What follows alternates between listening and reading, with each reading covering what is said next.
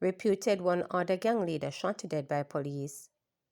The reputed leader of the notorious Spanish Town-based One Other Gang was shot and killed by the police on Wednesday night.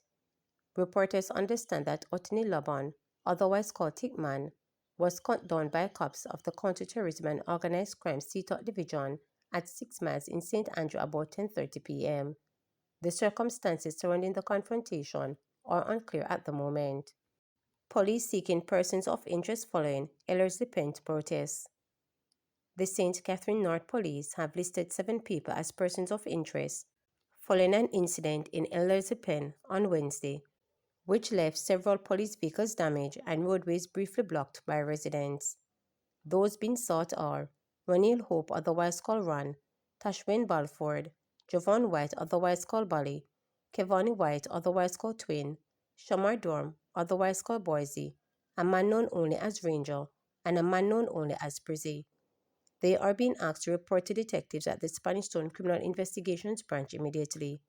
Meanwhile, Commanding Officer for the Division Superintendent Hopton Nicholson is moving to reassure the public that normality has returned to the area following the protests. Nicholson has also given the assurance that the police, supported by members of the Jamaica Defense Force, will continue to maintain a presence in the area. He is urging members of the public to cooperate with the security forces. A tense standoff erupted yesterday morning following a police operation targeting wanted men.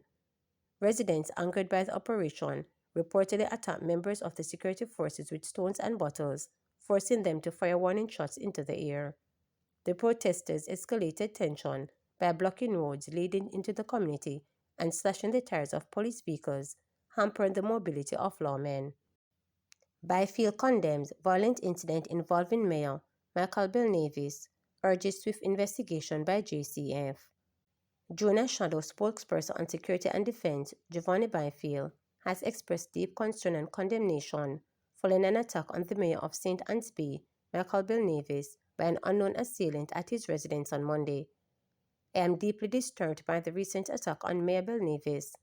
This violent act is completely unacceptable and highlights the ongoing need for decisive action to address crime in our country, Byfield said in a statement. Belnavis has reportedly been readmitted to the hospital after being released from hospital on Tuesday. According to report, Belnavis sustained non-life-threatening injuries.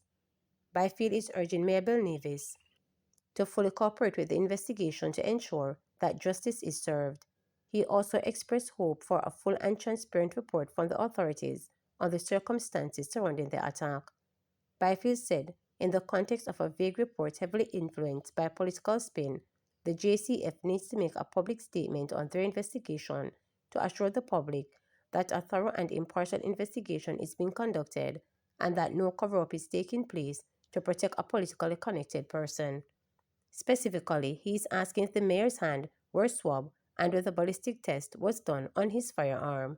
If a violent crime occurred, it is not up to Mayor Belnavis to determine whether or not a report is made to the police, he argued. Byfield further called on all Jamaicans to stand united in condemning this act of violence and to work towards creating a safer environment for all citizens. Opposition boycotts constitutional reform meeting. The uphill task the government faces as it embarks on the process to make Jamaica a republic, while severing ties with the British monarchy, was on full display Wednesday when the parliamentary opposition boycotted the second meeting of the Joint Select Committee examining the Constitution Amendment Republic Bill. A week earlier, on January 15, opposition Mark Golding, who is also president of the People's National Party, posed 4 questions to Prime Minister Dr. Andrew Holness, one of which was to clarify the stance of the Jamaica Labour Party JLP government on the Caribbean Court of Justice. Golding had indicated that the answers to his questions could determine the opposition's future participation in the committee meeting.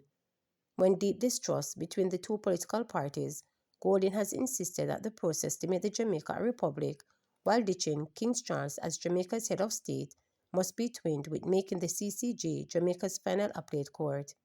He also argued that it makes better sense to cut ties with the United Kingdom Privy Council Currently, Jamaica's final appellate court, at the same time, the country abolishes the monarchy. The JLP has countered with the Minister of Legal and Constitutional Affairs, Marlene Malahou Ford, who is leading the process, continuing to argue that it is best to achieve significant reform in phases. When the committee reconvened shortly after 10 a.m. on Wednesday, Malahou Ford said she had been informed that Golding would be absent, so two members of Parliament for St. Andrew Western, Anthony Hilton, and opposition Senator Donna Scott Motley, the questions which Golding said he needed answers for from the head of government, the normal protocol was not utilized, Malahou Ford stated. By this I mean, I have no indication that the Prime Minister was formally written to. I am therefore concluding that it may be quite appropriate to use this very forum of this Joint Select Committee to answer the questions on behalf of the Prime Minister, but I will not do that today, the Minister added. When reporters contacted Hilton to ask whether the opposition members were absent because the questions were not answered, he responded in the affirmative. He also said the opposition will continue to boycott the meetings until the questions are answered. At the January 15 meeting, Golding asked, how can the vast majority of the Jamaican people be left behind, particularly in the process of decolonization, having already been made less fortunate by colonization in the first place? Why should they continue to remain deprived of the fundamental right of access to justice at the highest level? He continued, before posing the four questions. Hundreds descend on Health Ministry Fair Day. Hundreds of job seekers were at the University of the West Indies Mona, attending the Ministry of Health and Wellness Career Expo and Employment Fair, hoping to secure one of the vacant 600 positions. The large crowd consists of unemployed people as well as those trying to change jobs. Describing the initiative as good intended, Kyle Ramsey, who is seeking to fill a position as a research officer in the health ministry, believes it could be better organized. It was pretty chaotic, he stated. Around him, some job seekers sought shade under umbrellas they brought while they waited outside the building of the campus, complaining about the long waiting time. Standing on the steps of the buildings, surrounded by the prospective employees, a security guard attempted to calm the increasing frustrated crowd. Another job seeker who requested not to be named said she traveled from St. Elizabeth and was hopeful that she will be able to obtain a job with the social work degree she achieved 4 years ago. It would change my life, she said, stating that she is currently unemployed. Janice Wright accompanied her 23-year-old daughter from Knockpatrick, Manchester to attend the job fair, leaving their home around 5 a.m. She told reporters that her daughter has certification in assistant nursing, but has been working as a bartender as she is unable to get a job. She's been cautiously optimistic that yesterday will be the success for her. It is a good thing if they are going to get through, and if not, a sham thing for the show. I hope at the end, at least half of who came here today get a work, she stated. Stacey Barrett is expecting that she'll be among the number. The 42-year-old mother of three also traveled from Manchester and said she arrived at the campus around 9 a.m. but was yet to be interviewed. A bit more organization would have been good, probably. Them never expect so much people would have come out, but then them show up how many people unemployed and really want to work in this country, she stated.